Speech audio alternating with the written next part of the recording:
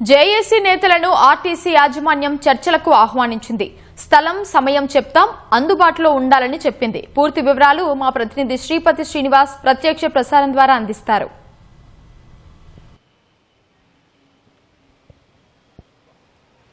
ఉమా, కొద్దిసేపటి క్రితమే ఆర్టీసీ యాజమాన్యం నుంచి జేఏసీ నేతలకైతే పిలుపు వచ్చింది.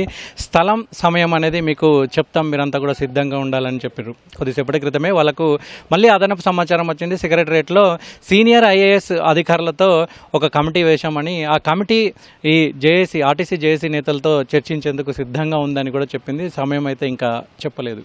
దానికి సంబంధించి మనతో పాటు మాట్లాడేందుకు ఆర్టీసీ జేఏసీ చైర్మన్ వెంకన్న ఉన్నారు. సార్, ఇప్పుడు మీకు ప్రభుత్వం నుంచి పిలుపు వచ్చిందా? ఆ పిలుపు ఏమని వచ్చింది, ఎవరి నుంచి వచ్చింది? బస్ భవన్ వర్గాల ద్వారా మాకు ఈడీ నుండి సిపిఎం నుంచి మాకు కబురు వచ్చింది. మీరు అందుబాటులో ఉండండి మీ జేఏసీ నాయకులందరూ అని చెప్పేసి చెప్పడం జరిగింది. మేము కూడా దాన్ని స్వాగతిస్తూ అందుబాటులో ఉంటామని చెప్పినాం. మరి ఇప్పుడే అందినటువంటి వార్త ఏంటంటే సెక్రటరియట్లో చర్చలకు పిలుస్తున్నారని చెప్పేసి చెప్పడం జరిగింది. మరి కొద్దిసేపట్లో పిలవచ్చు, ఇంకా సమయం అయితే చెప్పలేదు. ఇంకా మేము చర్చలకు వెళ్ళడానికి మేము సుముఖత వ్యక్తం చేస్తున్నాం. చర్చలకు వెళుతాం, చర్చలు జరుపుతాం. ఓకే, మీరు చర్చలకు సిద్ధంగా ఉన్నట్లు కూడా చెప్తున్నారు. మరి మీరు ఇచ్చినటువంటి డిమాండ్లలో 31 డిమాండ్లలో ప్రధానమైనటువంటి 12 డిమాండ్లలో ఆర్థిక పరమైనటువంటి అంశాలు, అంటే ప్రభుత్వం మీద ఆర్థికంగా భారం పడే అంశాలు ఎన్ని ఉన్నాయి, ఇమీడియట్లీ ఎటువంటి అభ్యంతరాలు లేకుండా తీర్చే అంశాలు ఎన్ని ఉన్నాయి? ఎటువంటి అభ్యంతరాలు లేకుండా తీర్చే అంశం అనేది నెంబర్ 1, కార్మిక సంఘాలను అనుమతించి గుర్తింపు సంఘం ఎన్నికలు నిర్వహించాలి. నెంబర్ 1. నెంబర్ 2, ప్రభుత్వంలో విలీనం అనేది ఇప్పుడేం ఆర్థిక భారం పడదు. అది ఇప్పుడు మాకు ఇచ్చినటువంటి జీతాలనే ప్రభుత్వం జీతాలు ఇస్తుంది కాబట్టి ప్రభుత్వం విలీనం అనేది అది కూడా చేసుకోవచ్చు. ఆ తర్వాత ఇంకా మిగతా చిన్న ఈ తర్వాత ఉద్యోగ భద్రతకు ఎలాంటి ఆర్థిక భారం పడదు.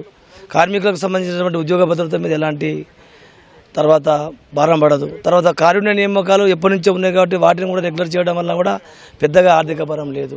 కాబట్టి ఆర్థిక భారం లేని అంశాలు చాలా ఉన్నాయి. వాటి అన్నిటిని కూడా సామరస్యంగా కూర్చొని పరిష్కారం చేసుకోవచ్చు. కాబట్టి ఇంకొకటి 2021 వేతన సవరణ గడువు కూడా అయిపోయి 5 సంవత్సరాలు దాటుతున్నది. కాబట్టి అది కూడా ఖచ్చితంగా మరి చేయవలసినటువంటి ఆవశ్యకత ఉంది. ఎందుకంటే ఇప్పటికే 5 సంవత్సరాలు దాటిపోయింది దాని గడువు.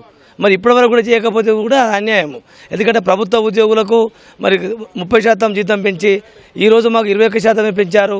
దాంట్లో మళ్ళీ హెచ్ఆర్ఏ కట్ చేశారు. ఇప్పటికే ప్రభుత్వ ఉద్యోగులకు మాకు 28% జీతం తక్కువ ఉంది. కాబట్టి మేము ఆర్థిక ఇబ్బందులలో కొట్టుమిట్టాడుతున్నది కార్మిక వర్గం. కాబట్టి ఖచ్చితంగా ఆర్థిక అంశాలను కూడా అది పెద్ద భారమేమి కాదు. అంటే ఇప్పుడు ప్రభుత్వము భారం అని అంటూ మరి మెట్రోను మరి 1000 కోట్ల మెట్రో నేను ఎట్లా విలువను చేసుకున్నారండి? అంత భారం ఎందుకు మోయాల్సి వచ్చింది? మా ఆర్టీసీకి వచ్చే వరకు ఎందుకు ఆర్థిక భారాలు అని చెప్పేసి మా ఆర్టీసీని మీరు చిన్న చూపు చూస్తున్నారు అనేది మేము ప్రభుత్వాన్ని కోరుతున్నాం. కొద్దిసేపటి క్రితం మీ ఆర్టీసీ జేఏసీ నేతలంతా కూడా సమీక్ష సమావేశం నిర్వహించుకున్నారు. ఈ సమావేశంలో ఏ అంశాలని చర్చించాలో, ప్రభుత్వం ఒకవేళ పిలిస్తే ఏ అంశాలని ప్రభుత్వ దృష్టికి తీసుకెళ్లాలని నిర్ణయించారు? ప్రధానంగా ఎన్నికల మేనిఫెస్టోలో పెట్టినటువంటి అంశాలనే ప్రభుత్వం దృష్టికి తీసుకుపోదాం అనుకున్నాం. వాటినే ప్రస్తావిస్తాం, వాటినే అమలు చేయడానికి మేము గట్టిగా అక్కడ చర్చించడం జరుగుతుంది.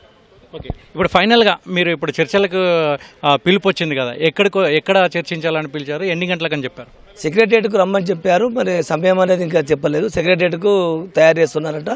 ఇప్పుడు బహుశా ఇప్పుడు ఇంకో 1/2 గంట, 1/2 గంటలో పిలుపు వస్తుందని చెప్పేసి మేము ఆశిస్తున్నాం. ఇది మొత్తానికైతే సెక్రటరియట్లో సీనియర్ ఐఏఎస్ అధికారులతో వేసినటువంటి కమిటీ మరికొద్దిసేపట్లో అయితే ఆర్టీసీ జేఏసీ నేతలతో చర్చలకు పిలిచేందుకైతే సిద్ధమైనట్లు వీళ్ళకి సమాచారం అయితే వచ్చింది. సమయాన్ని అయితే ఇంకా నిర్ధారించలేదని చెప్తున్నారు. మరికొద్దిసేపట్లో ఆ కమిటీ ఏ అంశాలని పరిశీలించాలి, వేటికి ఆర్థికపరమైనటువంటి అంశాలు ఉన్నాయి, ఆర్థిక శాఖ క్లియరెన్స్ ఇవ్వాల్సి ఉంటుంది, వేటిని అలా ఆర్థికపరమైన అంశాలు లేకుండా ఇప్పటికిప్పుడు ఇచ్చేటువంటి అంశాలు ఏమున్నాయి అనే దాని మీద కూడా ఈ కమిటీ చర్చించే అవకాశాలు ఉన్నాయి. మరికొద్దిసేపట్లో అయితే జేఏసీ నేతలంతా కూడా సెక్రటరియట్కి వెళ్లేందుకు అయితే సిద్ధమవుతున్నట్లు కూడా తెలిసింది. అక్కడ ఓటు సెక్రటరియట్కి వెళ్లే అవకాశాలు అయితే కనబడుతున్నాయి. ఇక్కడ తాజా పరిస్థితులు. Out you.